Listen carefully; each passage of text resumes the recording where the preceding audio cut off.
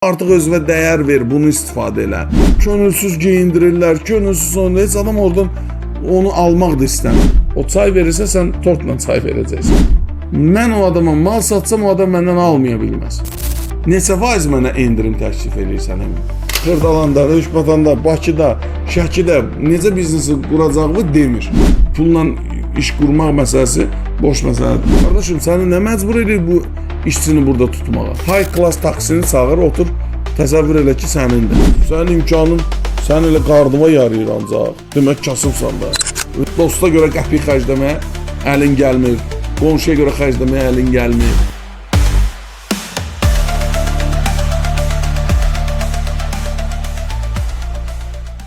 Satışın təşkili. Bütün bizneslərin ən böyük problemi, yəni bizneslərin satışdır. Məsələn, satış yaxşı olmayanda insanlar başlayırlar bəxti, qisməti, vəziyyəti günahlandırmağa. Əslində bunların müəyyən mənada əlbəttə ki, təsiri var. Ruzu Allahdandır. Bu məsələlər var. Amma Allah heç bir əməyi də ruzusuz qoymur. Bu da faktdır. Əgər sənin əməyin yetəri qədər ruzu gətirmirsə, bu o deməkdir ki, sən istədiyin ruzunun səndən istədiyi əmək bu deyil. Demək ki, daha çox əmək eləməlisən. Yəni, vəziyyət sənə uymaya bilər. Görürsünüz ki, dünyada varlanmış insanların əksəriyyətinin tarixçəsinə baxırsan, görürsən ki, adam deyir ki, o işi açdım, obyekt yandı, bu işi girdim, binası çöktü, amma yenə təslim olmadım, ən sonunda uğura çatdım. Baxırsan ki, adama hər şey protifə gəlib, amma adam gedib uğura çatıb. Demək ki, onun uğura çatması üçün adamın nələrdən keçmək lazımdır. KFC-nin sahibi Polkovnik Sanders deyirdi ki, mən minlərlə biznes dənədim, olmadı. Ən son KFC-ni belə rahat aça bilməyib adam. Deyir ki, yüzlərlə povra getdim, yanaşdım, mən öz reseptlərimi satmaq istədim. Heç biri almadı. Ən son bir nəfər dedi ki, gəl prob eləyim sənin reseptini. Onunla da bu KFC əmələ gəldi. Yəni, dünya markası yarandı.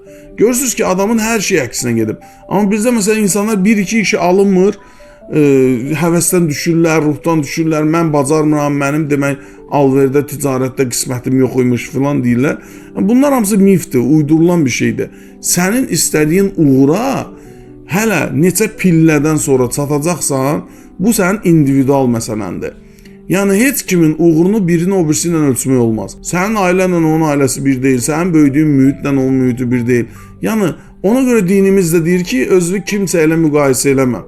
Bizim özümüzü kimsə ilə müqayisə eləməyimiz üçün onun mənlə eyni olması lazımdır. Eyni deyilsə, eyni olmayan iki şey necə müqayisə eləmək olar? Litrlə kilonu müqayisə eləmək olmaz da, ayrı-ayrı ölçü vahidləridir. Əgər sən yetəri qədər satış eləmirsənsə, istəyir mən olumsuz onu, əvvəla reallığı qəbul eləməliyik. Biz bazarda bəyəm nə boyda pay sahibiyik ki? 100%lik bazarda özünüzün pay sahibliyinizi ölçün əvvəla. Baxacaqsınız ki, 0-dan 1000-dən neçə pay. O satışda hər zaman bazarda var. Sən oradan pay ala bilmirsənsə, bu demək ki, sənin həll eləməli olduğun növbəti zadaçadır, yəni tapşırıqdır. Bu sənin ev tapşırığındır. Sən bu ev tapşırığını önünə qoyacaqsan və baxacaqsan, bu ay məsələn krizisdir filandır, bunlar önəmli məsələlər olduğu qədər də əlbəttə ki, hər kəs krizisdən təsirlənir, nə bilim, pandemiyadan təsirlənir. O vaxt faktiki özümüzə aid eləyə bilərik ki, mənim sektorum ümumiyyətlə stop halındadırsa, mənim olduğum sahə. Yox, əgər stop halında deyilsə, cüzi belə dövriyyələr varsa, ölçsəz görəcəksiniz ki, o dövriyə belə, o cüzi dövriyə belə, sənin aylıq ticari dövriyyəvin 10 mislidir, 100 mislidir.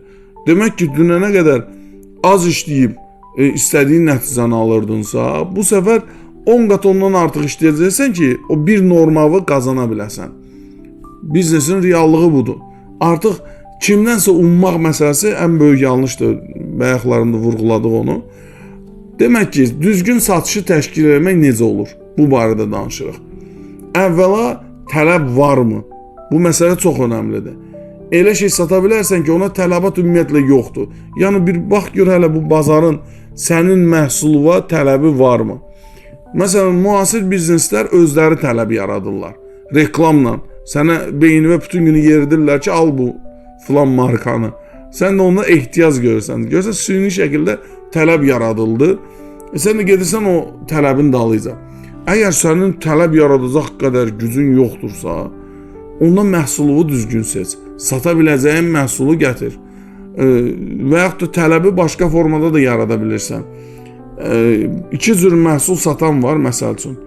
Adam bu məhsulu normal qaydada təqdim eləmir, sadəcə məhsulu qoyub, üstünə qiymətini qoyub. Amma digər bir adam isə məhsulu göstərir, izah eləyir, bunun faydaları budur, keyfiyyəti budur, filan beşmikən, adam tələb yaradır. Qarşısındakı adam deyir ki, madəm bu qədər faydalıymış, doğru deyir, mən artıq özümə dəyər verim. Bəzən belə psixoloji şeylərlə bağlayırlar. Artıq özünə dəyər ver, bunu istifadə elə.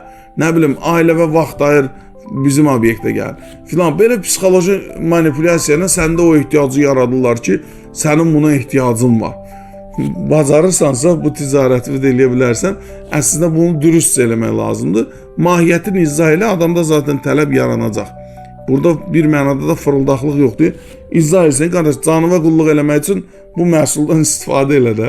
Yalan demirəm ki, canıva faydalıdır mı? Faydalıdır. Bunu vurğuluyuramsa, burada bir qəbahət olmaz inşallah ki. Digər bir məsələ. Tutalım, gördün ki, bazarda tələb var, amma sən satışı icra eləyə bilmirsən.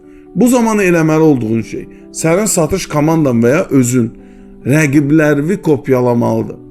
Bu kopyalamaq da düzgün formada olmalıdır. Bunu bacaran birinə həvalə elə. Ya da ki, özün öyrən yolunu. Çünki baxırsan, müştəri girdi, qapıdan aldı, çıxdı.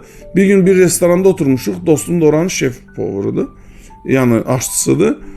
Deyirəm ki, deyir ki, satış zəifdir. Deyirəm, o zaman həm də idarəçisi ilə məşğuldur da. Deyirəm, deyə bilərsən sizə gələn müştərilər kimlər gəlir, hansı tərcihlər eləyir, niyə bunları seçir, bilirsən? Deyir, yox, bilmirəm. Görürsünüz, adam öz obyektini belə analiz eləmir və ticarətin zəifliyindən şikayətlənir. Sən sənə gələn müştərini elə eləməlisən ki, növbəti dəfə sənə dostların da yığsın, gəlsin. 3 dənə adam belə gəlirsə, bir nəfər belə gəlirsə, o sənə Allahın verdiyi fürsətdir ki, sən işi belə təqdim eləyəsən ki, adam getsin, dost tanışını da götürsün, gəlsin. İndi emin, misal sən çəkiliş eləyirsən, elə formada eləməlisən ki, adam durmadan səndən danışmalıdır. Biz Türkiyədə ailəvi gəzirdik, bir fotostudiyanın önündən keçdik. Adamlar bizə o qədər gözəl münasibət elədilər də, tarixi geyim geyindirib foto şəkillər çəkirlər. Və bunu eləyərkən ən önəmlisi üz ifadələri. Ticari fəaliyyətlə məşğuldular. Eyni şey burada Azərbaycanda rast gəldim. Çox da nifrət elədim. Yəni adamlar şəkil çəkdirirlər, pul qazanırlar, amma o şəkili çəkdirmək üçün mənə belə könülsüz geyindirirlər, könülsüz onda heç adam oradan onu almaq da istəmir. Sözdə bahalı bir xidmətdir. Normalın 2 qatında bir şey alırlar. Amma bunun mən bir də var ki, o Türkiyədə gördüm ki, adamlar necə gözəl münasibət eləyir. Dedi ki, qardaşım, mən də bu dayatma olmasın deyə, dedim, mən bizdə dənə şəkil alacam. Dedilər, sən heç narahat olma, sən birini al. Amma sən bütün bunları denə, xoşuma gəldiyini seç. Adam öz işini nümayiş elətdirdi. Bu var, bu var, bu var, bu var. Mən başa düşürəm ki, adam mənə manipulə eləyir, ticari manipulədir. Amma bunu dürüstcə, halalca eləyir. Adam işini göstər və üzün ifadələri, psixologiyanı anlayırıq ən azından. Üz ifadələri rahatdır. Bizən adam sevərək öz işini görür. Onu zülm olaraq eləmir, sənə bu malı satmaq üçün eləmir. Zövq aldığım üçün nəhayətdə hamısını aldım. Mən adama bir şəkil sifariş verdim, bir fürsət verdim adama. Adam o bir fürsəti 100 fürsətə çevirdi. Xoşuma gəldi mi? Gəldi. Toplusuna gözəl də bir indirimimi aldım. O xatirə olaraq hələ də durur. Məsəl üçün, bilirsiniz, satışı təşkil eləmək üçün bir, rəqibi düzgün kopyalamalısan. Bunun üçün rəqibdən nə baş verdiyini anlamalısan. Sadəcə gördün, ora müştəri gəldi, getdi, gəldi, getdi. Kim gəldi, necə gəldi, niyə gəldi? Müştəri səni seçmir, amma rəqibi seçir. Bu niyəni tapmalısan. İlk hədəfin bu olmalıdır. Niyə onu seçdi, niyə digər rəqibi seçmədi? Niyə bunun müştərisi daha çoxdur? Məkan mı önəmlidir, location mı, yeri mi önəmlidir, xidməti mi, şirkətin təqdim edən siması mı? Bəlkə orada gülərüz insan var. Bəlkə zarafatının yerini bilən insan var. Ondan zarafatı sevir insanlar, ona görə gedir. Müxtəlif faktorlar ola bilər. Analiz elədin, tapdın mı, kopyala. Və yaxud da deyirsən ki, mən heç kimi kopyalamıram. Mən fərdi olacam. O zaman bütün rəqiblərin üstünlüklərini minimumun saymalısan. Yəni onlarda olanın minimum sənin həddindir. Gülərüzlük minimum həddindir. Çay verir müştərisinə, sənin minimum həddindir. O çay verirsə, sən tortla çay verəcəksən. Demək ki, sən onun bir üstünə çıxmalısan. Bu qədər bəsit. Yəni Fransa dünyada, məsəl üçün, belə bir hadisəni zənnim yanıtmırsa sizə danışım.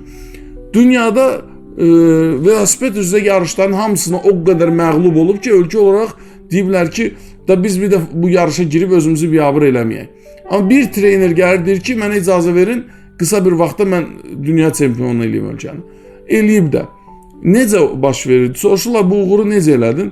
Deyir ki, hər şeyi 1% yaxşılaşdırdım. Velosipedin təkərləri onsuz da hamısı spets idi.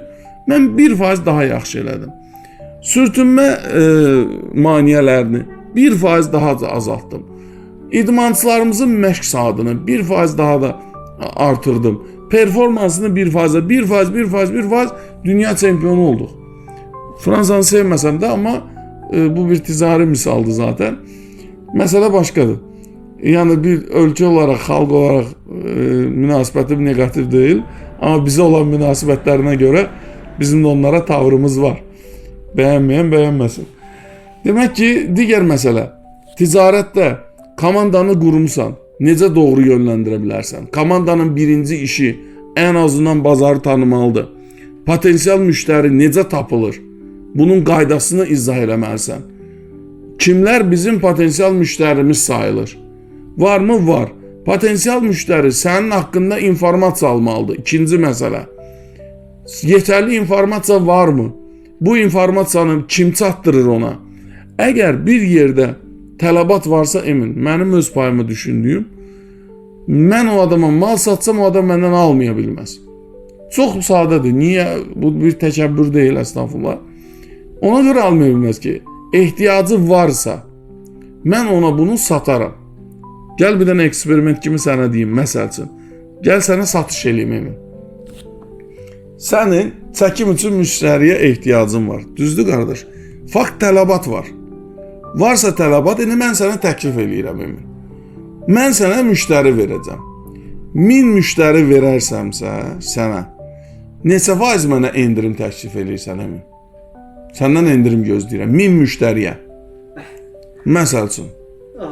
Bu bir eksperimentdir. Hal-hazırki vəziyyətdə 1000 müştəriyə çox böyük ehtiyac olduğuna görə ən az 50% endirim. Yəni bu mənə yetərlidir ki, 1000 müştəriyə 50% endirim aldım mı səndən? Sənə 1000 müştərini satdım. İndi qalır mənim 1000 müştərini hardan tapacam? Sənin potensial müştəri çevrəvi araşdıracam. Sənin çəkdiklərinin ən gözəlini seçəcəm, gözəl şəkildə təqdimat eləyəcəm və adamlara deyəcəm ki, mənim adımdan bu çəkilişi sifariş eləsəz, mən sizə 20% endirim verəcəm. Arada mən qazanmış oldum mu? Oldum. Sənə ehtiyacın olmayan bir şeyi amma sata bilmərəm.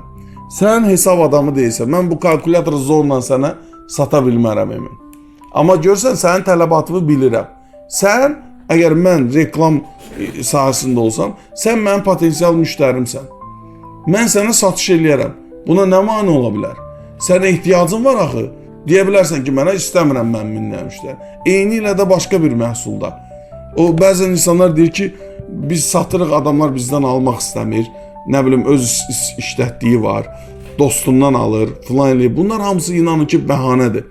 Yaxşı bir xidmət və endirim, faydanın qarşısında heç bir münasibət qalmır. Və bu, ticarətin təməl qaydalarına ziddir. Dostundan alır, işlədiyi oğlan yaxşı oğlandır, filan beşməkan.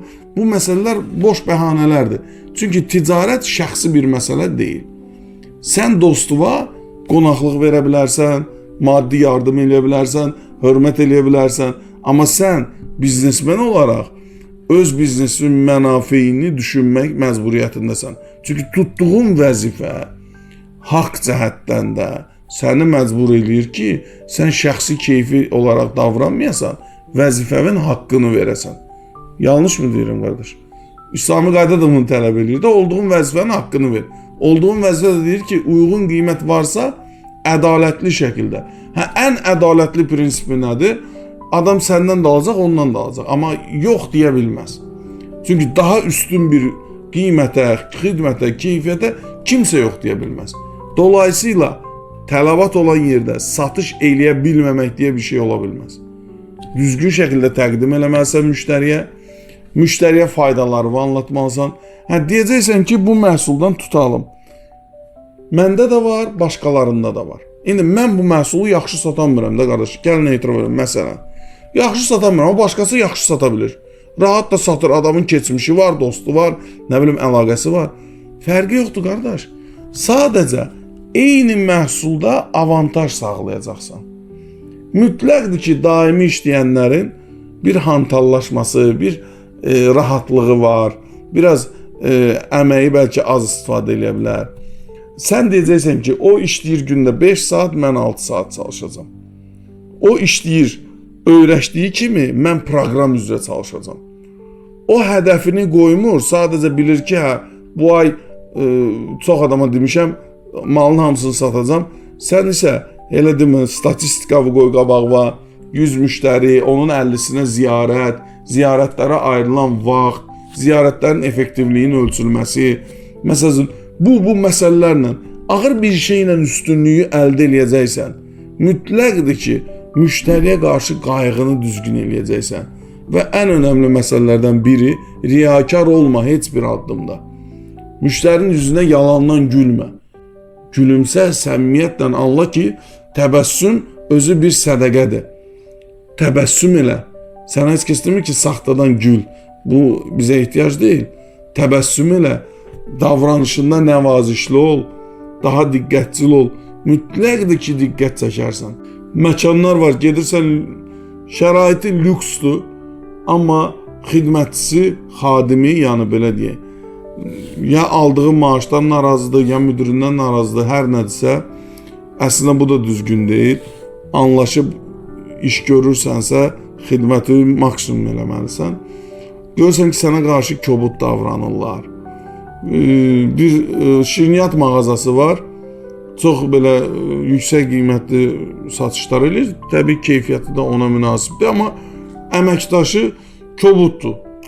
Belə bir halda mən bir dəfə biraz normalda çox bildirən deyiləm etirazımı. Amma bu halda biraz belə etirazımı açıq şəkildə bəyan elədim.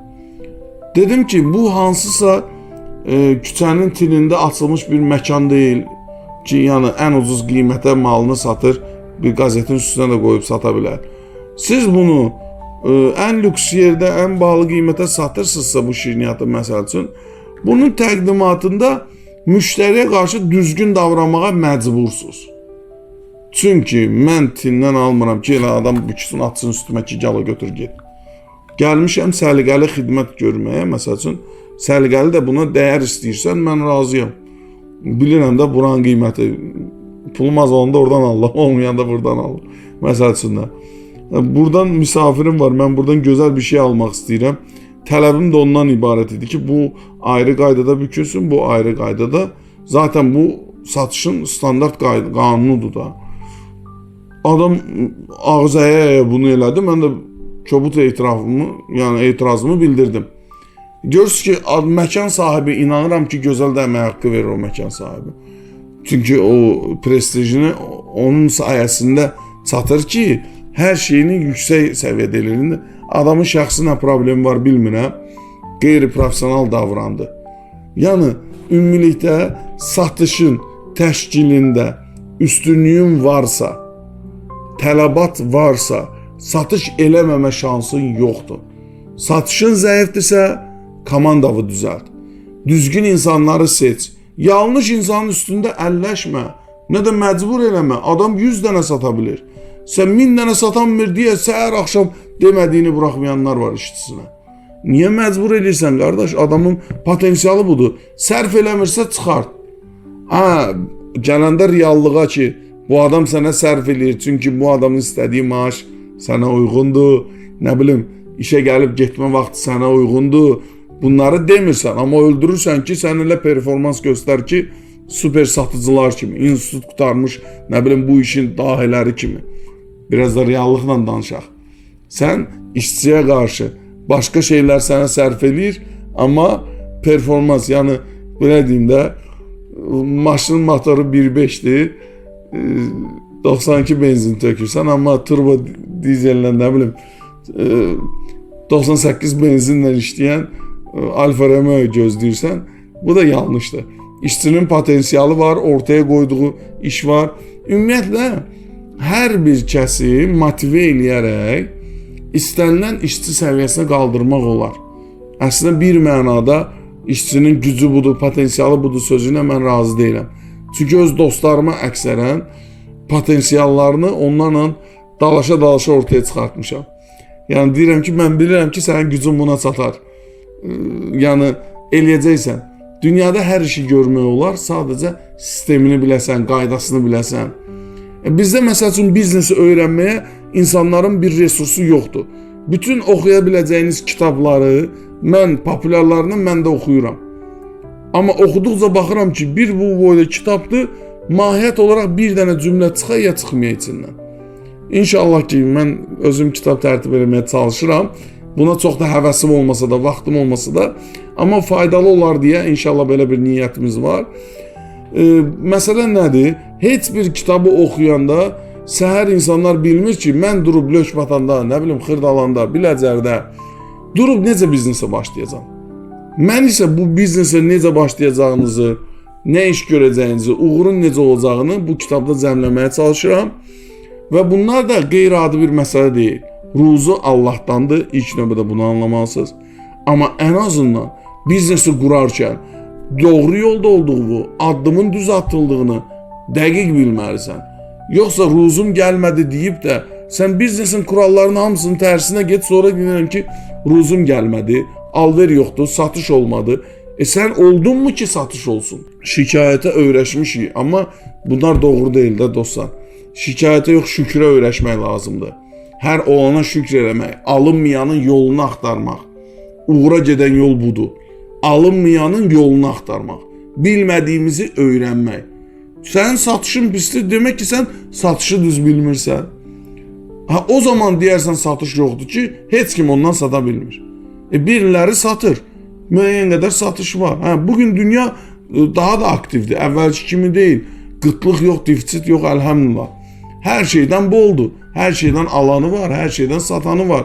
Demək ki, sən üstün olmaq üçün daha çox efor sərf eləməlisən. Yəni, hər kəsdən üstün qazanc istəyib də, hər kəs qədər çalışmaq məntiqsizdir. Demək ki, üstün qazanc əldə eləməyə üstün də çalışmaq lazımdır və metodik çalışmaq. Yeri iynə ilə də qazmaq olar, traktorla da qazmaq olar. Sən iynə ilə qaz denən ki, mən zəhmətkeşəm, bax, zülüm çəkirəm, amma quyu qazılmır. Qardaşım, qazma iynə ilə. Bunun yolunu öyrən, traktor olmasa da ən azından lapatkanı tapıb qazacaqsan. Yolunu bilmirik, öyrədəcək də qınamıram bir mənada ki, kitab yoxdur. Oxuyursan Kiyosakini, adam bölüb ki, kvadratı var, çox gözəl məsələdir əslində. Kiyosakinin özü bizneslə məşğul deyil. İndi adam İslami adam deyil, çıxsın desin ki, ay qardaşım, biznesin A'dan Z'yə əzbər bilirəm. İntihası ruzu Allahdan daxı, sabah gedib biznes quracam, batıracam, cəmaata izah eləyə bilməyəcəm. İndi Kiyosaki etiraf edir ki, mən bizneslə məşğul deyiləm. Amma adam çox gözəl biznesin kvadratını kəşf eləyib. Daha doğrusu strukturlaşdırıb da, belə deyək. Self-employer, employer, businessman, investor. 4 yerə bölüb də. Birincisində deyirsən özünü işlədirsən, ikincisində işçini işlədirsən, üçüncüsündə biznesi qurursan, o üçün bir üstünə keçirsən, dördüncüsündə isə investorsan, onun da üzərinə, yəni ticarət idarə edirsən. Tamam, bu struktur verdi. Amma sənin, məsəl üçün, Xırdalanda, Röşbatanda, Bakıda, Şəkidə necə biznesi quracağını demir. Bunun təməl prinsipini mən o 5 məsələdə təsnif etmişəm. Tələb və satış. Çəmbərin əsas hissəsidir. Tələb çox yüksək olmalıdır. Potensial yəni müştəri. İkinci liniya ondan daha az sənin müştərin. Yəni potensial müştəri bazarda çox olmalıdır. Onun cüzi bir faizi isə sənə lazım olan müştəri sayı olmalıdır. Başqa cür biznes qurmaq çətindir. Ondan sonraki təməl sütunları var bu işin. Birinci məsələ, işi tamamilə hesabını bilməlisiniz. Nə umursuz, nə olacaq, olma şansı varmı, potensialı varmı, xəyalla yox, romantika ilə yox. Birinci hesab. İkincisi resursu tapmaq. Puldan hələ söhbət getmir. Pulla hər kəs hər şey eləyər. Ya batacaq, ya çıxacaq. Pulla iş qurmaq məsələsi boş məsələdir. Əvvəl ideyan, işin olmalıdır ki, pul sənə fayda versin. Yoxsa ideyası olmayan, işi olmayan adam pulu ver, neyinəcək o pulla? Birincisi hesab, ikincisi resurs, üçüncüsü xərclik. Yəni heç olmasa cüzi biznesi başlayacaq. Dördüncüsü dözüm. Beşincisi gəlir. Yəni dözüm neçə müddət bunu dözərəm ki, bu iş bəhrə versin. Sonuncusu da inkişaf. Gəliri başa düşdük, inkişafı da mütləq vəd eləməlidir. Yoxsa illər ömür gedir, pullar gedir. Bunlar çox önəmli resursdur. Və ümumiyyətlə Allahın bizə verdiyi resurslar var. Yəni insanlar həyatı başqa cür başa düşürlər. Yəni bütün həyatın hesabını pulla ölçmək olmaz. Digər resurslar da var. Vaxt böyük resursdur. Ən çox məşhur olan, bilinən də vaxtdır. Burada vicdan da bir resursdur. Ədalətlik prinsipi, insanın rahatlığı, fiziki, psixoloji rahatlığı da vacib resursdur. Psixoloji rahatlıq, vicdan, yəni bunlar əslində bir-birindən bağlantılıdır. Çünki insan vicdanını itirəndə psixoloji narahat olur. Və yaxud da ki, psixoloji rahatsızlığı verə bilər həddən artıq yük. Əgər sən böyük dövriyə qarşısına duracaq adam deyilsənsə, gedib o yükü özü salıb xəstə eləmə. Belə insanlar da çoxdur. Adam böyük abyomlara qalxır, böyük borclara girir, sonra infarkt olur. Keçən bir dostumuz var, böyük borcu əmələ gəlib, ticarətçidir, biznesmendir. Mən batdım, mən öldüm. Deyirəm, niyə axı? Sən bu həcmdə insan deyildinsə, bu işə girməmən lazım. Yox, əgər bu həcmdə insansansa, niyə qorxursan ki? Vəziyyəti idarə elə, resurslarını, problemləri həll eləməyə çalış. Yəni, bir yerəcən böyüyəndə yaxşı idi, rahat oturdun, mən belə ticarət eləm, filan beş bilgən, problemə düşəndə qorx, qaç, otur. Küncə mi qaçmaq? Yəni, o uşaq yaşını keçdikdə ananın üstünə qaçıb ağlamaq vaxtı bitdi. Artıq real həyatda aldığın məsuliyyəti dərk eləməlisən. Ona görə addım atmalısan, strukturlu addım atmalısan. Mən bu addımı atdım, batsa gözə alacam mı? Bu qədər məbləğə, yoxsa bəzən məsəl üçün görürsən, bizim də borclarımız olur, alacaq verəcək, heç vaxt telefonumuz sönməz. Biz özümüz də yaşayırıq, müştərilərdən filan var. Borcu olur, telefonu söndürür. Qardaşım, sən bu problemin üstəsindən gəlməyəcəkdinsə, o pulu niyə alırdın, o ticarəti niyə edirdin, o biznesə niyə girişirdin? Yəni ki, əgər sənin çətinliyin varsa, normal insana normal şəkildə izah edirsən. Əgər bir fırıldağın yoxdursa, gəlirsən səmimi şəkildə deyirsən, alacağım var, alınmadı, işi gördük, səhv gördük, düzəltməyə çalışırıq. Allahdan yol istəyirsən, Allah sənə yol verir. Bəzən bizim özümüzə də gələndə müştərilərdən çətinliyə düşmüş olan olur, təkrar dəstək istəyir, təkrar dəstək verməyə çalışırıq.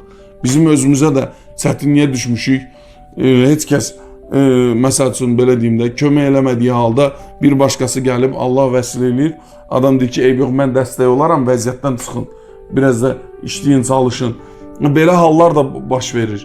Əgər sən əməlində bir fırıldağa yol verməmsənsə, dürüstsə işləmisənsə, kim sənə vəd eləmişdi ki, işin ancaq əla gedəcək, batmayacaqsan, problemsiz yaşayacaqsan, gücün qədər problemin yaşayacaqsan, biznesmenlik də problem həll eləmə qabiliyyətinə deyilir. Gəlir bir həddən oyuna, mən başımı itirdim, qardaşım, ən başından bu oyuna daxil olanda, yəni biznesdə bir mənada oyundur, dünyanın özü kimi, sən bilməlisən ki, nə iş görürsən.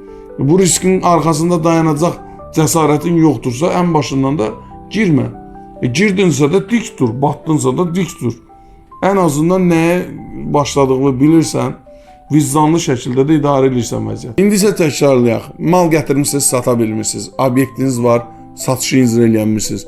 Qardaş, şikayət etməyi dayandırırsınız ilk növbədə. Eləcəyiniz iş. Şükr etməyə başlayırsınız. Resurslarınızı dəyərləndirirsiniz. Mən gəlmişəm işə saat 9-dan 6-ya qədər vaxtım var. Bu bir resursdur. Bunu düzgün dəyərləndirək.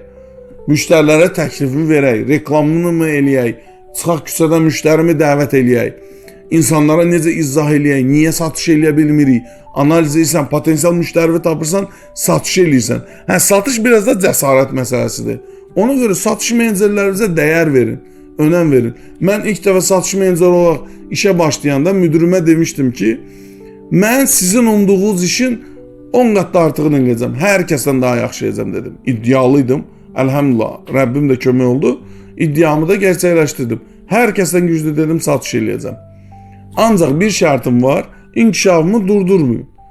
Müdür də dedi, tamam, mənim yerimdə otura bilməzsən, amma inkişaf eləyə bildiyin qədər elə. Mən də zaten 5 ayda bütün işçilərin cəmini ötdüm. 5 aydakı nəticəm. İlk aydakı nəticəm ortalama işçini ötdüm. Niyə? Çünki baxdım da sizə dediyim prinsiplərlə. Bu 5 nəfərin elədiyindən daha fərqli iş görməyə başladım. Daha fərqli iş, daha fərqli əmək, daha fərqli nəticə deməkdir. Belə-belə inkişaf oldu, amma ən sonunda müdür sözünü tutmadı. Dedi ki, inkişafı artıq sən çox inkişaf elədin. Qısqanmağa başladı limitləməyə, qısıtlamağa, satışlarımı azalt filan beşikən. Ondan sonra mən də işi buraxdım, çıxdım getdim. Görürsünüz, ən başında belə hesabı tutmaq olur. Hardan haradan gedərəm, necə olar. Digər bir məsələdə satışınızı, demək, ən başında satışı resurslara görə dəyərləndirəcəksiniz. Satışın düzgün təşkil olunmağına nə edə bilərəm? Nələr edə bilərəm? Gedib işçi ilə dalaşmaqla deyil. Əksər insanlar işçi ilə dalaşır. Gəlirsiniz işə, zəng vurmursunuz, müştəri ziyarət eləmirsiniz, getmirsiniz, gəlmirsiniz. Qardaşım, səni nə məcbur edir bu işçini burada tutmağa? Başqa insanlar var, bəlkə işsiz oturub orada. Adam həvəslidir də, enerjisi də var. Bu satışı icrada eləmək istəyir. O zaman zülm etmə. Hak edəni gətir, hak etdiyi yerdə otuzdur. O da istəmirsə özü bilər. Amma sənə o sərf edirsə o başqa məsələ. Yenə qayıdıram o məsələ. O qədər gözəl satış bacarığı olan insanlar var. Satış bacarığı bəzən insanlar hayasızca dirəşməyə deyə düşünürlər. Xeyr, heç də belə bir şey deyil. Bu uğur da gətirmir, nəticə də vermir. Satış etik olmalıdır, zövq almalısan. Ümumiyyətlə biznesi qurmaqda marağın zövq almaq olmalıdır. Çünki o pulun səndə yox ikən anlayırsan ki, düşünürsən ki, maşının bahalı olanda yaxşı olacaq. Nə bilim, işim yaxşı olanda. 2 gün sonra o pul bir dəfə belə əlindən keçəndə görürsən ki, pul xoşbəxtçilik gətirmədi, maşın gətirmədi. Amma qurulmuş bir iş zövq verə bilər. İnsan dürüstcə bir biznes qurursa, bir iş görürsə, işindən, əməyindən zövq ala bilir. Deyir ki, Allahın izni ilə mən çalışdım, Rəbbim də verdi. Pis yaxşı strukturumuz var. Heç kimə yaşıl işıq yoxdur ki, bir dəfəlik üzü yuxarı inkişaf olsun.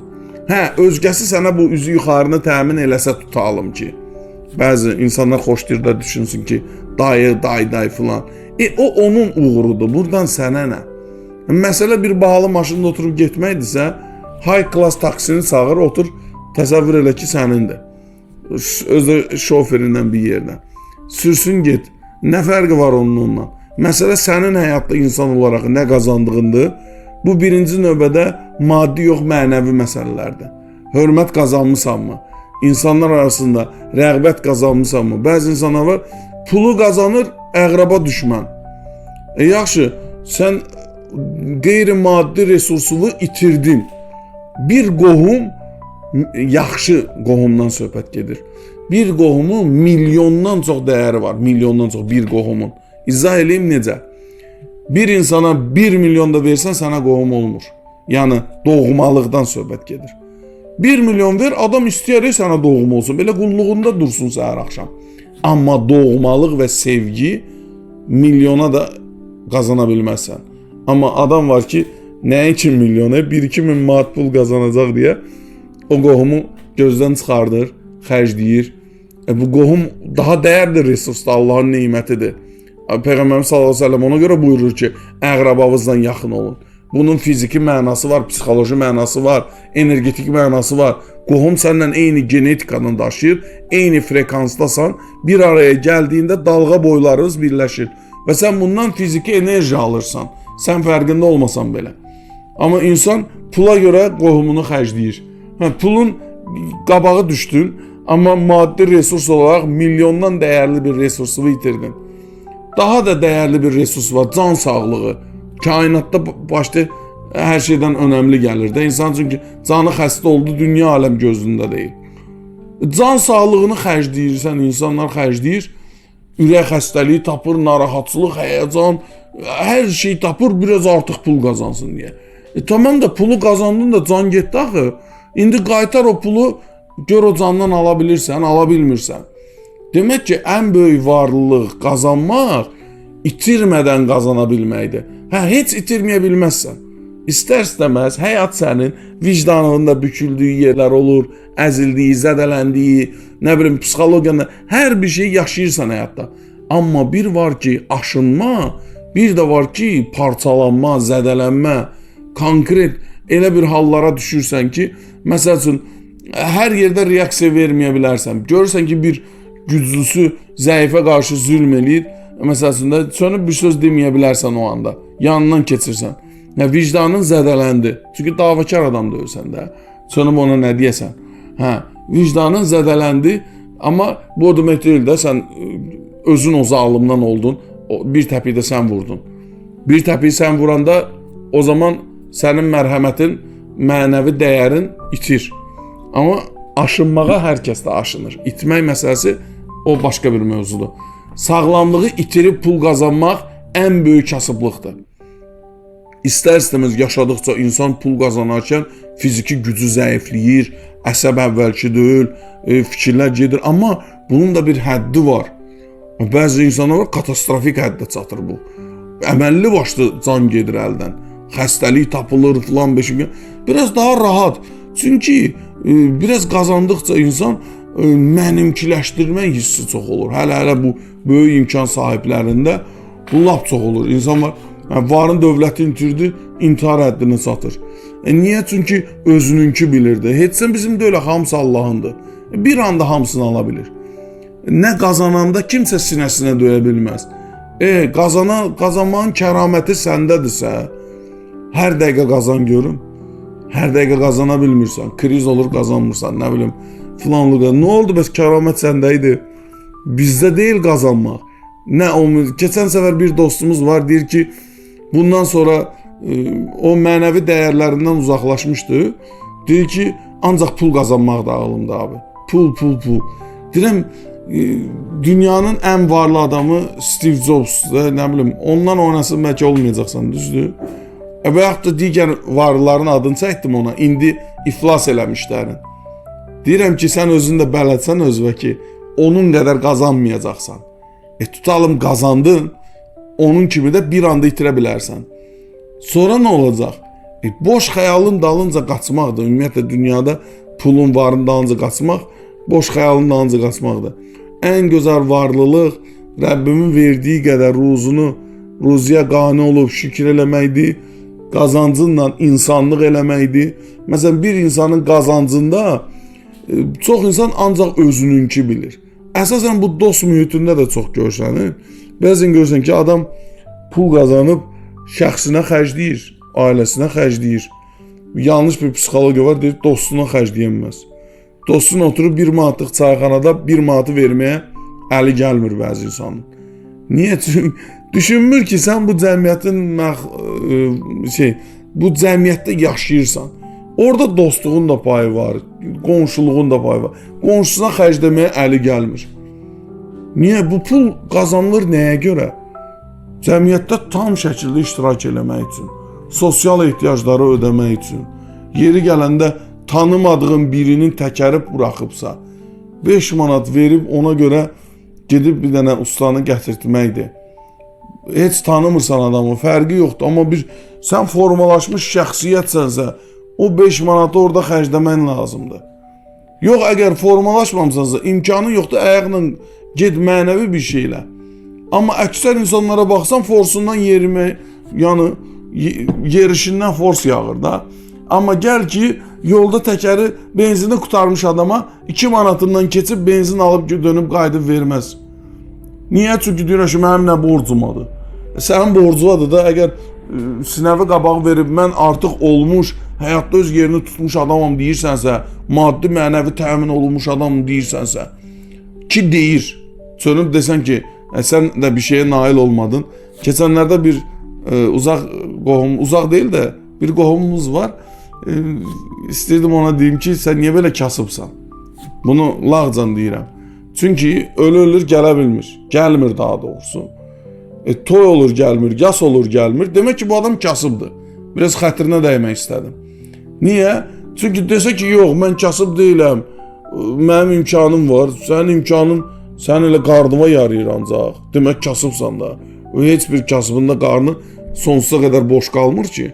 Ölməyibsə, demək ki, yenə bir yerdən bir ruzu tapır, Allah yetirir, yeyir. Sənin ondan nə fərqin var ki?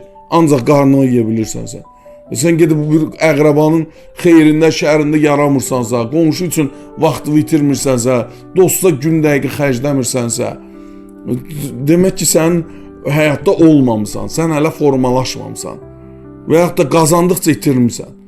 Pul qazanıb dost itirir, pul qazanır, yoldaş itirir, maddiyyata görə insan itirir, bahalı maşın alır, tozlanar deyə saxlayıb dostun yoldan götürmür. Sən mənəviyyatdan elə bir şey itirdin ki, o maşından 30 dənəsini satsan onun yerinə qaytarıb qoya bilməzsən. Bunun ən böyük ziyanı özünədir. Yəni bir insanın xeyri də özünədir, zərəri də özünədir. Sən cəmiyyətdə ruhuvu qidalandırmalısan. O pulu biraz da ruhuva xərcləməlisən. Ruhuva xərcləmək nədir? Elə o yolda gördüyü və dəstəyi olanda onun mənəvi bir ləzzəti var. Sən deyərsən ki, mən ləzzət almıram, ola bilməz elə bir şey. Çünki Allah insana fitrət qoyub. O fitrəti sən kör eləmiş ola bilərsən. Yaxşılıqdan hər fitrət zövq alır. Amma sənin fitrətində o kör olubsa, bəli, sən zövq almayacaqsan. Sən o pulu cibində saxlamaqdan zövq alırsan. Dosta görə qəpik xərcləməyə əlin gəlmir. Qonşuya görə xərcləməyə əlin gəlmir. Bir parça ruzunu alıb ortadan bölməyə əlin gəlmirsə, səndə kör olub. O demək deyil, Allah sənə bu fitrəti verməyib. Düzdür, Emin qardaş. Yəni, ticarətdə məqsəd olmalıdır. Məsələn, biz bir iş görürük də, 3-4 nəfər bərabər. Məqsədimiz, qayəmiz nədir? Pul qazan, pul qazan. Qardaşım, qazananda can sağlığını itirməməkdir məqsəd. Qazananda dosta, qonşuya faydalı ola bilməkdir məqsəd. El arasında, loru dildə desək, utanmamaq. Toya çağırdılar, gedəndə cibində pul olmalıdır. Məsəl üçün də, xeyrə, şərə çağırdılar, pul olmalıdır cibində. Mənim, məsəl üçün, atam elədiyi şeyləri sonradan bizə qonşular danışırdı. Məsəl üçün, biz özümüz bilmirdik də. Bir gün səhər-səhər işə gedəndə atam baxır ki, qonşuda rəhmətə gedən var. Kimsə ağlayır, səs gəlir, yerdə də müafə qoyulub da, əvvəlki qayda ilə. Qalxır yuxarı, bu sizə danışdığım 20 neçə ilin mövzusudur. Qalxır görür ki, birinin ölüsü ölüb, bir dənə qız uşağı var başının üstündə, ağlayır. Deməli, bastıracaq adam yoxdur. Ölünün yərsi, sahibi yoxdur. Kimsəsiz sayılacaq dərəcədə az əqrəbası var. Atam götürür, adamı tanımır. Çağırır dostlarını, aparırlar meyidi. İslami qaydayla yuyurlar, gətirirlər, təzdən gətirib aparıb, qoyurlar evə.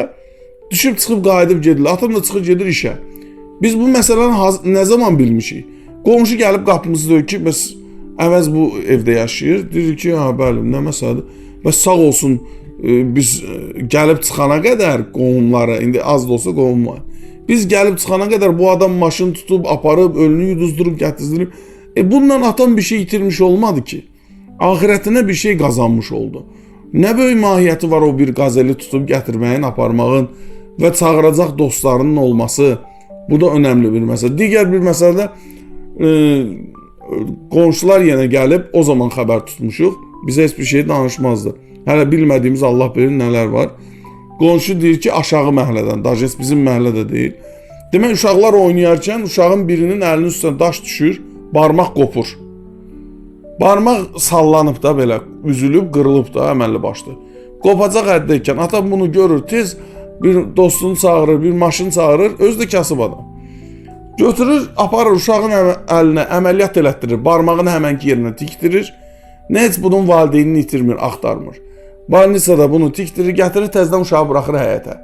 Uşaq gəlir evə əlində sarğı. Ondan sonra valideyni soraqlayır ki, ay cəmaat, gördünüz bunu kim elədi, kim apardı? Sonra gəlirlər bizim qapıya ki, ay qardaş, bəs Allah razı olsun da sən bunu eləmişsən, biz belə xəbər tuturuq. Məsələn, bir insan bundan nə qədər bir mahiyyətcə bir şey itirə bilər? Elə şeylər var ki, insan təkcə şəxsinə qazanmamalıdır da. Bu mənəvi huzur verir. Yəni, xoşbəxt yaşamağın, rahat yaşamağın yolu budur. İnsan əgər birinə həsəd aparırsa, paxıllıq eləyirsə, bu insanın düşüncə baxışının yanlış yerdə olmasıdır. Hər bir insan özünü müqayisə edir. Buna sübut bilirsən nə demin? Kimə nəydən danışırsansa, deyirsən ki, bugün telefon aldım. Adamın ağzını açanda deyəcəyi ikinci cümlə bilsən nə olur? Mən də sözü ilə başlayır. Bunda qəbahət yoxdur. Gəlin xislətimizdən barışaq. Biz hər şeyi özümüzlə müqayisə edirik. Bunda qəbahət yoxdur. Qəbahət nə zaman olur? O zaman ki, mən sənə kinlə baxıramsa sən bunu aldığına görə. Açıq, dürüst rəqabət başqa bir şeydir. Bizim qonşumuz var idi. Mənə nümunə oldu. Sağ olsun. Elnur adlı bir dostumuz. Adam, mən mühafizəçi işləyirdim o dönəmlər. Bu isə neft şirkətində bir sadə bir işçi idi, əməkdaş idi. Amma yəni neft şirkətində məlum məsələdir, maaşlar yüksək olur. Onun da bir 07'si var idi, qırmızı, çox gözəl, mənim də xoşuma gələn. O vaxtki gənclərin hamısının arzusu. Arada işə gedəndə bu da dedi ki, mənə gəl səni aparım. Bilir ki, eyni yerdə mən mühafizəçi işləyirəm, o ştatda vəzifəli işləyir. O maşınla gedəndə mən xəyal edirdim ki, kaş mənim eyni rəngdə bu cür belə bir maşın olsun, amma mən təqribi arzuluyurdum da. İndi fakt deyil ki, iminlə o rəngi olsun. Və bir dənə də nüans var idi. Demək, ötürücülər qutusunun yanında saqqızları olurdu onun belə qəşəng. Belə baxırsan ki, adamın maşallah da gənc oğlan hər bir şey var kimi. O dönəm bizə belə görünürdü. Və çox da gözəl insandı, Allah canını sağ eləsin. Mən ona şəxsən yaxşı mənada həsədlə baxırdım. Bir gənc adam kimi.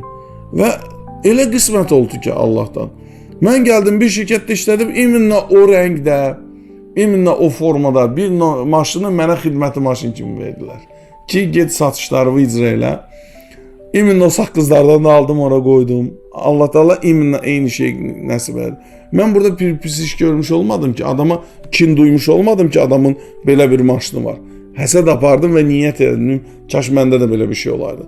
Amma Allah eynisini yetirdi. Belə şeyləri çox yaşamışam ümumiyyətlə. Yəni, bir-birimizə qarşı diqqətli olsaq, işimiz də yaxşı gedər. Satışı qurmaq məsələsinin mövzumuz əsas odur, uzaq məsafələrə gedirəm. Satışı qurmaqda da məsələ empatiya qurmağı bacarmaqdır əslində. Müştəri ilə empatiya qurasan, onunla dostlaşasan, nə istədiyini biləsən. Bizim 3-4 dənə müştərimiz var. Sahəmiz elədir ki, bizim çox da müştərimiz olmur. Çünki vaxt proses çox güc tələb eləyir. O müştərilər də ancaq dostlarımızdır. Bu iş üstünə qurulmuş dostluqlar olur.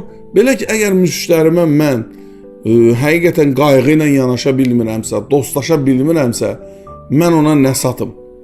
Dostum olmayan adamlar da gəlir. Bəzən görürsən ki, bəyənmədiyim, dürüst olmayan insanlar gəlir.